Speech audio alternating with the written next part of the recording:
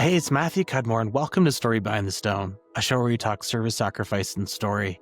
Today, we're heading across the Atlantic to Belfast, Northern Ireland, where we speak with Jason Gillard, Army veteran and the driving force behind Veterans Awards Ireland, a growing initiative that's shining a light on veterans' contributions and expanding across the island of Ireland. From Belfast to Dublin, Jason is helping veterans step out of the shadows and into the spotlight with awards that celebrate community and continued service. We'll hear how Jason launched the awards in Northern Ireland, how they're expanding to the Republic of Ireland, and how his veterans platform, Connect Through Service, is building bridges between veterans and businesses, all with trust at the heart of it. Jason, thanks for sharing more about your mission with us today, and to our listeners, thanks for tuning in.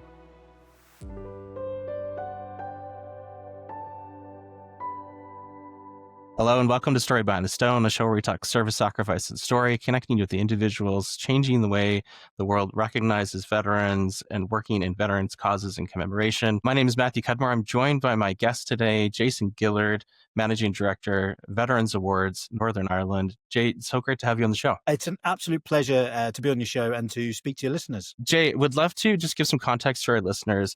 What are the awards all about? What keeps you going working in this space to recognize veterans? So the Veteran Awards Ireland is an award scheme that recognizes all the attributes that veterans bring to society after their service. So I was a soldier in the British Army for 13 years in the Royal Signals, served in Northern Ireland, Afghanistan, Iraq. And after my time, I got out, I went and did close protection in Iraq and Afghan. I didn't have enough of it first time, so I thought I'd go back because the pay was a bit better.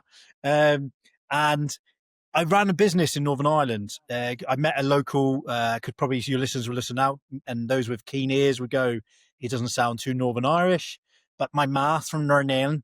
So that's how they say it over here. My mum was from Northern Ireland. My dad was a soldier here. And I met a local beauty and I stole her, as we Englishmen do. So I settled down in Northern Ireland once I got out of the army. And I started my own business. And there was awards in England, Scotland and Wales. And I was engaging with them, wanting to know why Northern Ireland didn't have the awards. Now, maybe some of your listeners know a bit about the history of Northern Ireland, or as people call it, the Troubles. I can go into that when we have a chat a bit further. But it's can be very tentative on veterans orientated things in Northern Ireland. So I ended up taking the mantle on and launching the Veteran Awards because I wanted to promote and change the narrative in Northern Ireland on how veterans are perceived. Okay. And showing that the positivity they can bring to society through business, community, fundraising. So I launched the Northern Ireland Veteran Awards 4 years ago to start engaging with businesses. And that's where the seed started, which was going to grow into hopefully a huge oak, which we can go on to in this podcast. It's hugely inspiring, Jay. Tell me a little bit about what you're hearing, veterans that are recognized as you've been underway. It's been amazing to bring veterans out of their shells in Northern Ireland because it's hard to describe people what it's like to be a veteran because of the nuances, the troubles of 40 years of ultimately nearly sort of a civil war in the UK, which is a Western country. It'd be like, imagine Alaska, everyone, half the population, hating each other, the other half of the population hating each other, but it's still part of the US of A, and it's having terrorist acts all the time. So veterans have become very synonymous about their security. So they didn't actually come out and be very public. They would hide who they were. They wouldn't tell. I remember when I came over as a child, I had the cover story of what my dad did because my mum was from here. I would have to say, and my dad said, if anyone ever asked you what your dad did, you had to tell him that he worked in a bank. There was a huge narrative in Northern Ireland that it's a huge population. There's 150,000 veterans out of 1.8 million population, yet they are the most silent people you've ever met. It's the silent community because of the Troubles. I wanted to change that. And by doing that was to publicly say, it's okay to say you're a veteran now. You're not going to be targeted. There's not going to be repercussions for that. And that's where the awards really blossomed out. And it was amazing. The first awards, I had veterans looking around in a public space with their medals on, being recognized for what they do in society. And it was honestly life changer for some people, which was amazing. And I got to deliver this. All right. Obviously, everyone wants the accolades, but actually, what I get to do by promoting veterans and sharing their stories and making it normalization. I'd use that's a key word, normalizing coming out as a veteran in Northern Ireland. I'm all the way over here in Canada. We have our parades, we have our anniversaries, we have our events, full suit and jacket and medals, everything. I can imagine the energy in the room was really something else. Did your family attend? What are they saying about your involvement? I had my dad there, and he is the most miserable bugger you've ever met in your life. All he did was moan, moan. I thought it'd be brilliant bringing my dad because he served in Northern Ireland in the 70s and 80s when it was, really, it's the most intense time to be alive in Northern Ireland. My wife, when I said I was doing this, because she's been brought up all her life in Northern Ireland, I come in and out of it because of obviously my dad and my mum. So my wife grew up in that, and she was very tentative. So the business I launched was a military boot camp because I was a physical training instructor in the army. And she was like, Jay, you can't do that. You just can't do that. And I went, why? Because no one's done it ever done it. And I went, yeah, but you can't just keep saying you can't do that because no one else has done it. So I did that. And then when I did the awards and said, I'm coming home, she went, Jay, but you're going to be very public. And I went, Cecily, if no one does it and says, actually, it's okay to say you're a veteran, it's okay to approach and talk people, the narrative will never change. Also, if you want someone's perception of you to change, you have to go and give them something and a reason to do it. My wife and family were really, are you sure? Because they thought I was putting their lives at risk. That's how long indoctrinated they are. To now, we're 4 years on, I've had zero people of anyone who I'd say is of an area that I'd be concerned about moaning or you name it. I ran the second ever veteran awards in a hotel called Europa Hotel. You get your listeners to research this hotel. It was known as the most bombed hotel in Europe at one point. So Northern Ireland, this is the hotel that had bomb hoax, had bombs. So I ran the veteran awards, second one, at that hotel on a Wednesday night, medals on. They had uniform from the local army brigade. And there was people looking around going, we're in the middle of Belfast with medals on in the most bombed hotel. I had a brilliant guest called the Chinook chick. You should look her up. Liz McConney, she's the longest serving female in the Chinook cruise in Afghanistan. She did 10 tours of Afghan, amazing guest speaker. And that was the thing she said in her speech was, OMG, I'm in the most bombed hotel in Europe. As a veteran, I never thought this would happen. So to the answer to your question, they were very tentative when I come with this idea. But yeah, it's turned out okay since. I'm just astounded at what you've been able to turn around in this short of time. People attending the awards, what are they attending for? I mean, I know that they're attending to recognize fellow veterans. Is there more to it for them? So what they get from it is we have a recognition that promotes what they're doing to be more open. It's also a networking opportunity because what I'm getting to do, which we'll go into, is where I launched a business off the back of this, was I was trying to normalize businesses engaging with the veteran community and it, like I say, be normal. Because you will get businesses that be very pro soldiers here. It's polar opposites. There's one that we love what the veterans do. One, we detest them. So it's easy to get those businesses, but I wanted to get the businesses that have gone, well, we'd like to engage with veterans, but we've never known how to.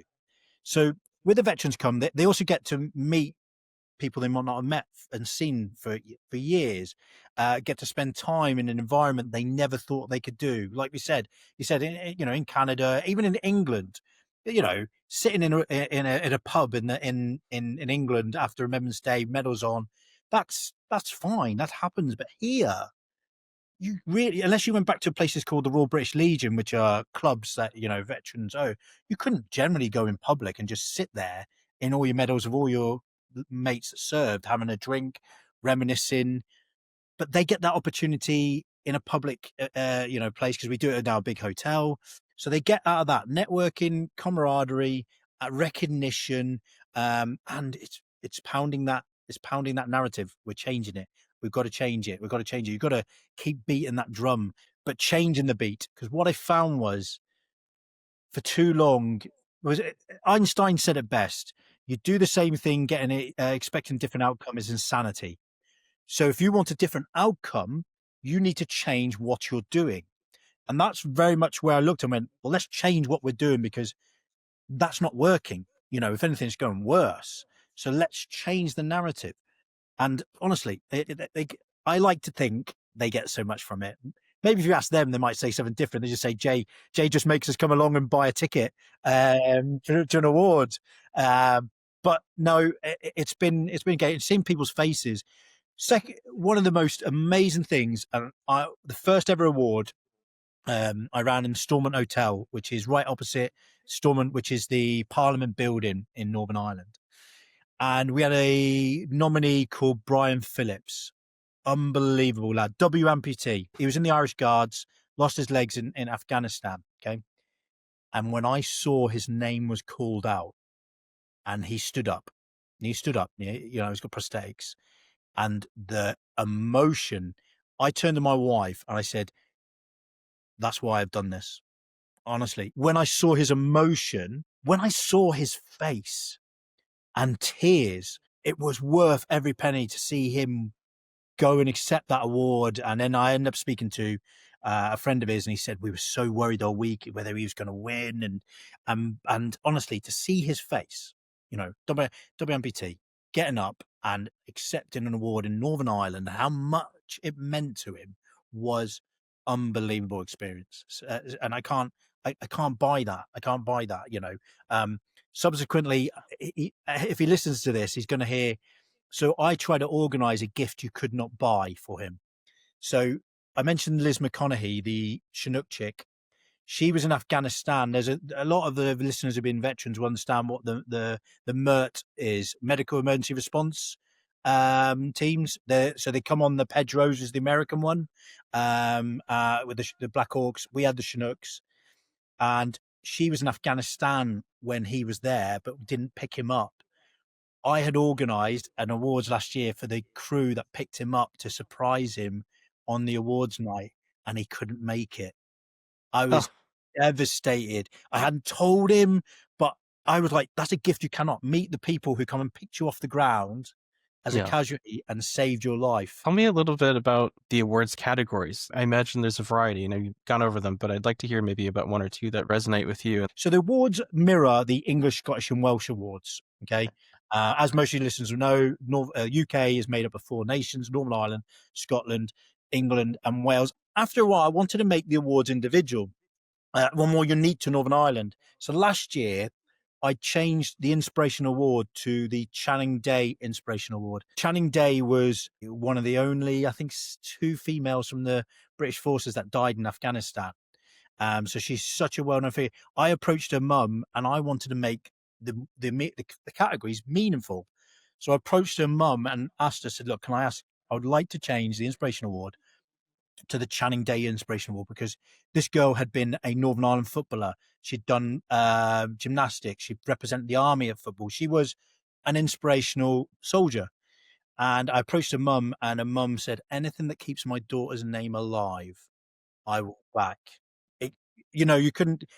I hope still puts raises my hairs on my arms. She presented on the award, and wait this, I didn't realise. On the night of the award was nearly a year at the day she was killed in Afghanistan. I didn't know that until literally a week before the awards, and her mum presented the award, and it was tingling to see, and the emotion in her, giving to, and she gave it to a bloke called Bryan McKee, who is in a wheelchair, who helps veterans get support with, their applying for if they need some financial support. And he also hand makes blackthorn sticks. You ever seen a blackthorn stick? No, I haven't. These are traditional Irish walking sticks. Okay. And he hand makes them and glosses them and spends hours upon hours. And he's an inspirational man and a perfect winner for the first ever one. And even this year, we've got some amazing nominees. We've got Andy Allen, who is now a politician in Northern Ireland who's a double amputee from Afghanistan as well, and he was Royal Irish Regiment. He's up. We've got a lad called Jason Miller, who was a soldier in Northern Ireland, and this year he had a seizure, and as he had a seizure, he smacked his head and went into a coma for 6 weeks. And then his wife, he's well known because he gives haircuts to the homeless, and he come out of his coma, and there'd been some like £18,000 raised in charity, and he gave it all for him. They raised, so money was raised for him. Obviously, his wife, he come out of the coma and give it all to charity. It hadn't been at work. Just some inspirational people. So that category is, really amazing. But there's so many others. We have Veteran Group of the Year, Health and Wellbeing Award, where organizations or veterans gone out and they go and help people with their health.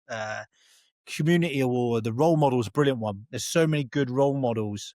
Last year, a lad I served with was up for it, and he didn't win it, and he was gutted. And I served with him, and so it's so many positive news stories to show people that after their service, they go on to good things, and they're such a valuable member of society, which then brought me on to why I launched my business, which we might get into, Connect Through Service. But yeah, the Channing Day Inspiration of the Year Award. I've actually just added 2 new categories this year. So when I was a kid at 13, I joined the Army Cadets, and I could pretend to be a soldier up till I'm 18. It was brilliant. So I've added Cadet Instructor of the Year because they mold so many future soldiers like myself. And fundraiser, because there's lots of people that raise money for military charities. So it was nice to recognize veterans who go on, or even if it wasn't a veteran, someone who raises for a military charity, we wanted to recognize them. So that's a taste of the categories we have. Can folks abroad tune in to the awards that are upcoming by any chance? Do you have a live stream? Yes, I want to do that. The first year I had BFBS, which is British Forces Broadcasting Service. I should engage with them because I'd like to do that live stream each category, which would be great. Because I know that's, believe it or not, something like it increases next year's people attendance if they can see it. So not at the minute, but it's something I would like to do. Jay, you've touched on it a couple of times. We haven't gone into any depth. And I think it's really interesting how it's come about and why you're doing it. Talk to us about Connect Through Service. So off the back of the awards, in England, Scotland and Wales, there's loads of veteran recruitment companies. There's probably a similar thing in Canada and Australia and America. So there's loads of entities, but guess where none of them have touched or gone? Northern Ireland. So when I ran the first veteran awards and started businesses, I looked around and went, hold on a minute. No one is engaging to help business engage with the veteran community, and the veteran community engage with business. A perfect example is people are, if they put on a CV to a company here, a veteran at 50% of the time will lie on their CV. Okay. And what I mean by lie is they will write down that they worked as a civil servant instead of Her Majesty's Armed Forces. And they'll write, I was a team leader, as opposed to I was a junior commander of an infantry section. Okay, just an example. Because they are worried that who their CV goes to could be connected to someone who might have been in the PIRA, KIRA, RIRA. Just for everyone listening, PIRA is a provisional IRA, KIRA is a continuity IRA, RIRA is the real IRA. Now, all of these disbanded after the Good Friday Agreement in 1997. But there's still elements all connected, and did they really disband and stuff like that? So that's another story for another day. So people have a big trust issue with the veteran community where they give it. So I ran the first ever networking events, again in the Europa Hotel, because I wanted to make it. I had 20 businesses in a room with stands, and then I openly said to veterans to book in, come and meet and engage and look at employment. And then I looked and went, well, I'm now made a position for myself as the trusted entity in Northern Ireland. I'm very public about being a veteran. I don't hide behind that. And I've got businesses engaging with me, and I have veterans contacting me. So I then met my business partner, who was also an ex-soldier. He was in the Royal Irish. He was an officer. And then he joined the PSNI, which is the Police Service of Northern Ireland. So we said, well, he was talking about his business. He had loads of people coming through the door, And I was engaging with businesses and went, well, we need to make something that allows businesses and veterans to be able to engage. But I didn't want to be a recruitment company. So we made Connect Through Service, which is a bridge stroke filter. And the way it works is we get businesses to sign up to us at one end. We get the veteran, and it's not just veterans, it's also police, because police are targeted here massively. Ambulance and fire brigade. Now, even though they haven't got that problem, we call everyone service. They've served, they've wore a uniform and they've served. And we put them together because they have a terrible, after their service, they have a really poor support network on their next career. So we have all them sign up. The businesses don't have their details. They come to us by, imagine we are now the employment version of the blue tick for X. So if a company signs up to us, everyone knows they want to engage blue tick. So we then give them opportunities by, they can give us, we've got a job, or we then advertise it to our membership, and they can then approach knowing it's come from us. They actually want their service, and they can be far more honest. Now we want to then move that into Ireland, which is the South Republic of Ireland, and then Scotland, because it's now growing. But that's where CTS has come. And then the Veteran Awards sits under that because it makes sense. So that's what CTS come about with. People look at it as a problem, Northern Ireland. Businesses want a pathway, but have never had a way to do it until we made this. And hence why, if anyone looks at our website, it says www.trust-cts.com. It's all about trust here. So if we're the trusted entity, okay, companies and service leavers and veterans can believe in, and it's such a main thing here. Trust the person you're talking to is not going to obviously give your information away or use it or do something. So I look at that as not a problem. I look at it as an opportunity, because like I said, no one was doing it or touching Northern Ireland because they go, oh, it can't be done. Whereas we need to show people the times have moved on. You can do that. You can be more open. You can come out. You can engage with companies and be proud. It's really weird, because of the troubles and because of the darkness of what happened. You will find the most patriotic people in the United Kingdom are Northern Irish, yet they are inwardly ashamed in a way to ever come out in certain areas. It's really weird. On one hand, patriotic, other hand, don't want people to know they were in the forces, be quiet about it. It's an oxymoron. It really is. But I want to help change that. Jay, I want to turn the lens to veterans and the value that they bring to these organizations that are looking to hire them. What are the strengths that veterans are bringing to these roles? The key words here is transferable skills. Okay.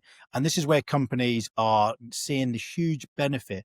One thing I didn't realize now today is someone turning up on time is now a desirable, not expected standard, which you get with a veteran. You know, the fact is, a veteran has been mucked around so much that even though his work starts at 8 o'clock, he probably turns up at 6 because someone told him he had to be there at 7, and then someone said 6:30. So he turns up at 6, and actually it's meant to be 8. But that's just through our service of getting mucked around. But the transferable skills is key.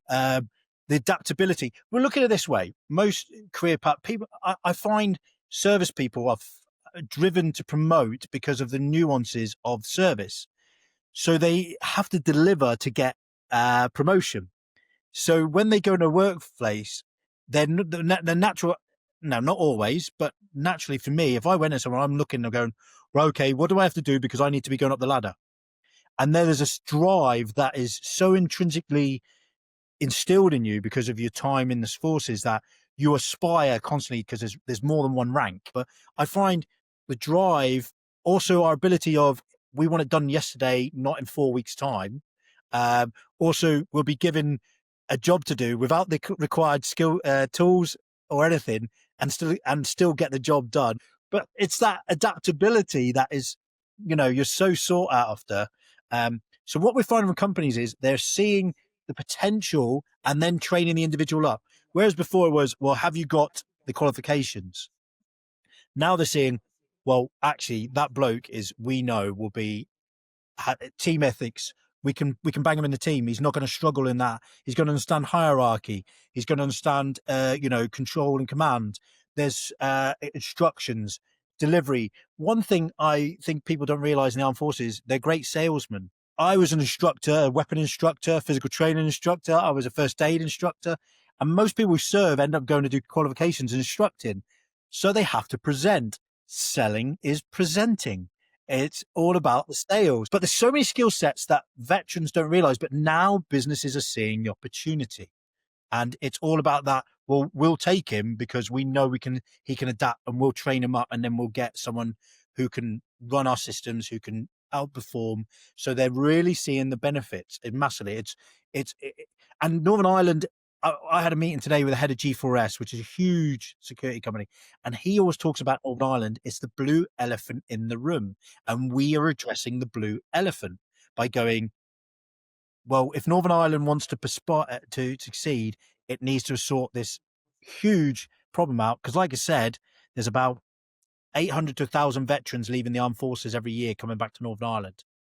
So out of a population of 1.8 million, which is smaller than quite a lot of cities in the US, that's a big demographic of people. Just as we wrap up, how can folks support the awards? How can we follow you and support what you're doing over there? We are on social media, Veteran Awards Ireland. And the reason why it's called Veteran Awards Ireland, as you said, and not Veteran Awards Northern Ireland is I will be launching an awards in the Republic of Ireland, the Irish Veteran Awards, which is, we always call it down south. So I wanted a site that covered both the Northern Ireland and the Irish Veteran Awards.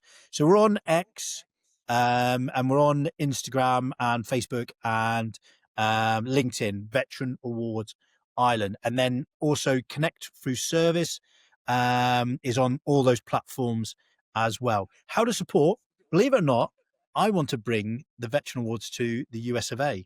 My colleague wants to do, he's got plans to Canada, but I found it really, really surprising that the US, they don't have anything similar, but I want to do it state, and I want to get charities, because what we do, I should have mentioned, is I raise for charities at each awards.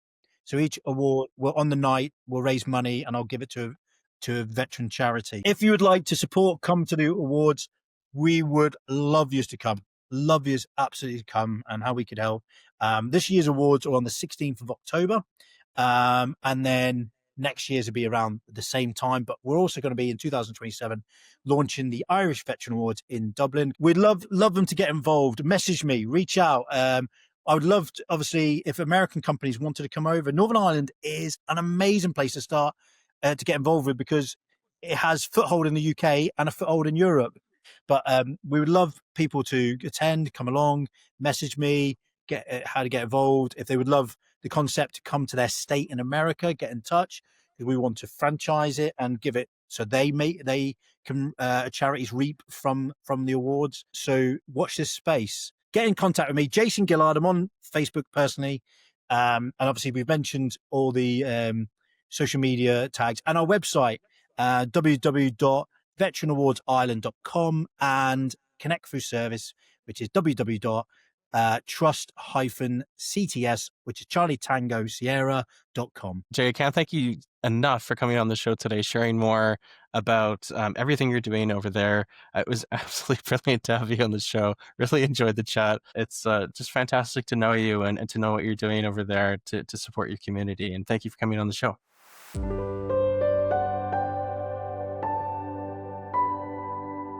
Thanks so much for tuning in. Story Behind the Stone is available on Apple Podcasts, on Spotify, and on the Reach Across America radio network, on iHeartRadio, Audacity, and TuneIn. Just search for Wreath.